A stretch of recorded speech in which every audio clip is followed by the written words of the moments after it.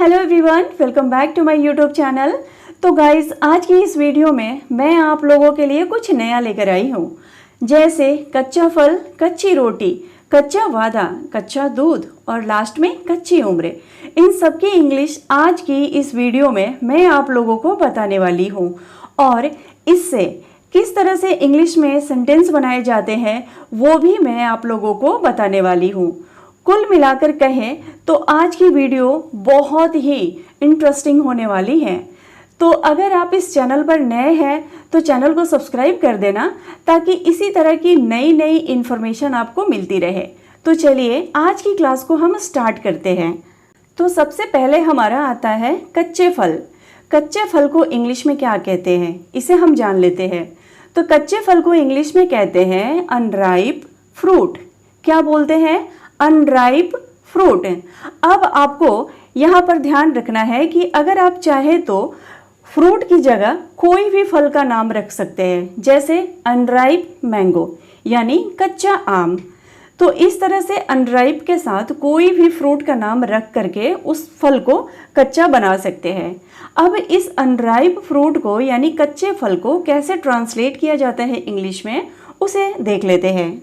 जैसे अगर आपको बोलना हो उसे कच्चे आम अच्छे लगते हैं, तो इसे आप इंग्लिश में बोलेंगे he likes unripe mangoes. He likes unripe mangoes. अगर आपको बोलना हो कि मुझे कच्चे आम अच्छे लगते हैं, तो यहाँ आप बोलेंगे I like unripe mangoes. I like unripe mangoes. लेकिन अगर आपको बोलना हो कि उसे पके आम अच्छे लगते हैं, तो इसे आप इंग्लिश में कैसे बोलेंगे? आप बोलेंगे she likes ripe mangoes. She likes ripe mangoes. तो इस तरह से कच्चे फल के लिए अनराइप फ्रूट वर्ड यूज़ करेंगे और पके हुए फल के लिए राइप फ्रूट वर्ड का यूज़ करेंगे। नेक्स्ट क्या है उसे हम देख लेते हैं। तो अगला हमारा वर्ड है कच्चा दूध। कच्चे दूध की इंग्लिश क्या होती है उसे हम देख लेते हैं। तो कच्चे दूध को रॉ मिल्क कहते हैं। अब रॉ मिल्क होता क्या है? तो जैसे आपको पता होगा कि जब भी हम किसी भी पेट एनिमल्स जो होते हैं उनसे जब हम डायरेक्ट दूध निकालते हैं ना, तो वो हमारा रॉ मिल्क होता है। और उसी दूध को जब हम उबाल देते हैं तो वो हमारा बॉइल्ड मिल्क बन जाता है, यानी दूध हो जाता है। तो इसकी हम इंग्लिश में कैसे ट्रांसलेशन करेंगे उसे हम देख लेते हैं। जैसे अगर आपको बोलना हो कि गांव में हम कच्चा दूध पिया करते थे, तो इसे आप इंग्लिश में बोलेंगे we use to drink raw milk in the village. We use to drink raw milk in the village. अगला सेंटेंस है, अगर आपको बोलना हो हमें कच्चा दूध नहीं पीना चाहिए, तो इसे आप इंग्लिश में बोलेंगे we should not drink raw milk. We should not drink raw milk. अगला सेंटेंस है, कच्चा दूध में बैक्टीरिया होते हैं, तो इसे आप इंग्लिश में बोलेंगे raw milk contains bacteria. Raw milk contains bacteria.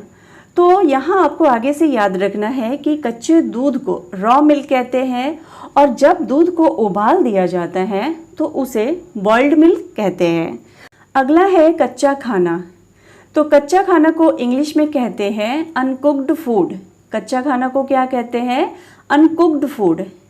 अब आपको यहाँ एक बात ध्यान में रखना है कि अनकुक्ड फूड उस खाने को बोलते हैं जिसको पकाया गया है लेकिन कहीं ना कहीं वो थोड़ा कच्चा रह गया है। उसी को हम अनकुक्ड फूड यानी अधपका खाना भी बोल सकते हैं। अब कच्चे खाने भी दो तरह के होते हैं। एक तो वो होते हैं जो हम बाज़ार से डायरेक्ट सब्जियां लेकर आते हैं, वो क्या होती है पूरी तरीके से कच्ची होती है, तो उसे क्या कहते हैं? Raw vegetables. लेकिन उसी सब्जी को पकाया जाता है और वो पूरी तरीके से पकती नहीं है, तो वो सब्जी अनकुक्ड फूड कहलाती है। इसकी हम कुछ ट्रांसलेशन बना करके देख लेते हैं। इसकी कुछ सेंटेंसेस बनाकर हम देख लेते हैं, आपको अच्छी तरीके से समझ में आ जाएगा। जैसे अगर आपको बोलना हो कि मेरी माँ कभी भी कच्चा खाना नहीं बनाती है, तो इसे आप इंग्लिश में बोलेंगे my mother never makes uncooked food.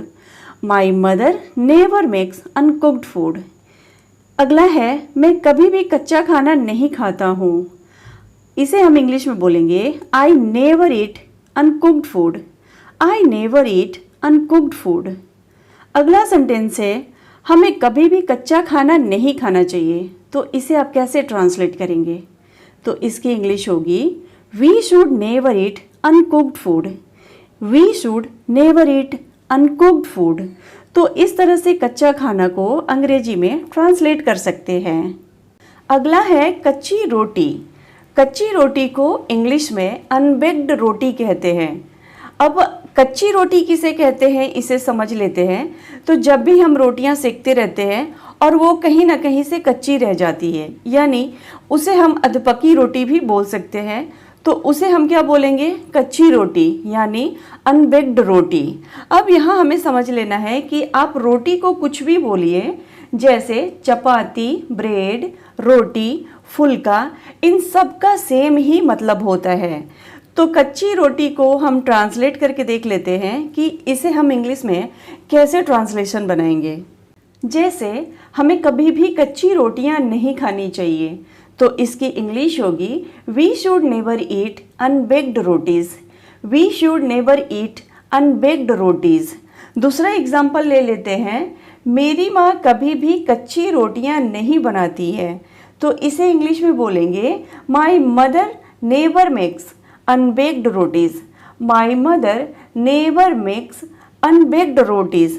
अब यहाँ रोटी बोलिए, लास्ट में चपाती बोलिए, या फिर फुल्का बोलिए, ब्रेड बोलिए, इन सब का मतलब सेम ही होता है। जैसे my mother never makes unbaked bread.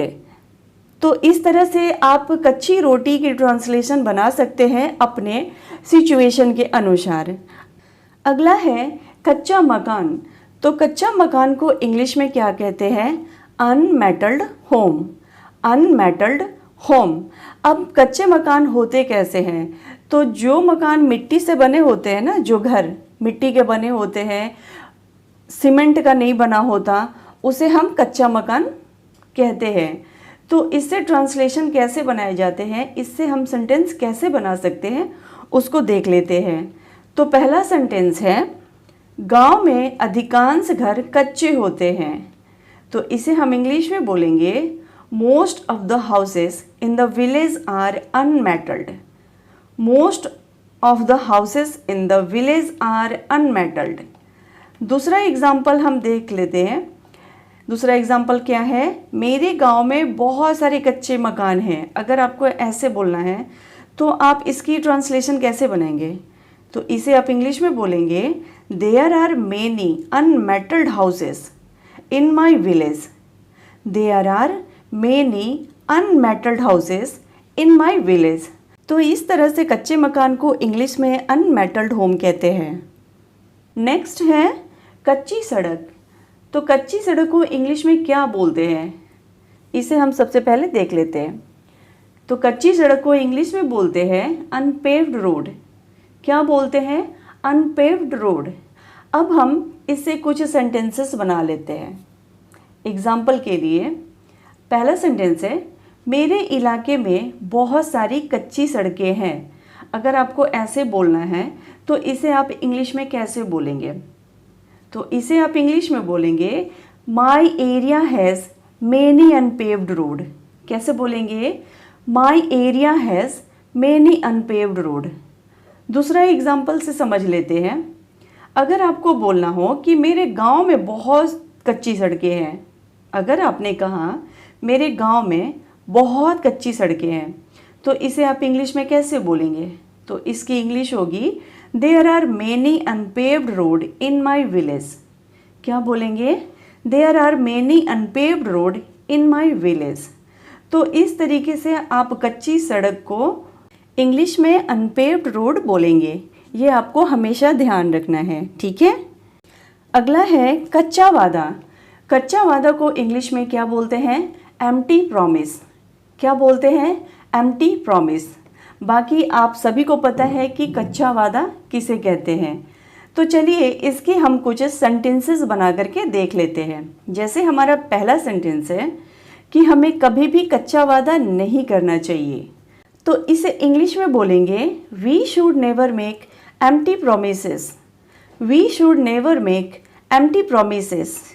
एक और एग्जाम्पल लेकर समझ लेते हैं। जैसे आपको बोलना हो उसके कच्चे वादे ने समस्या खड़ी कर दी। क्या आपने कहा? उसके कच्चे वादे ने समस्या खड़ी कर दी। तो इसे आप इंग्लिश में बोलेंगे His empty promises create a problem. His empty promises create a problem. एक और एग्जाम्पल ले लेते हैं। जैसे आपको बोलना हो तुम हमेशा कच्चा वादा करते हो, तो इसे आप इंग्लिश में कैसे बोलेंगे? तो इसकी इंग्लिश होगी you always make empty promises. You always make empty promises.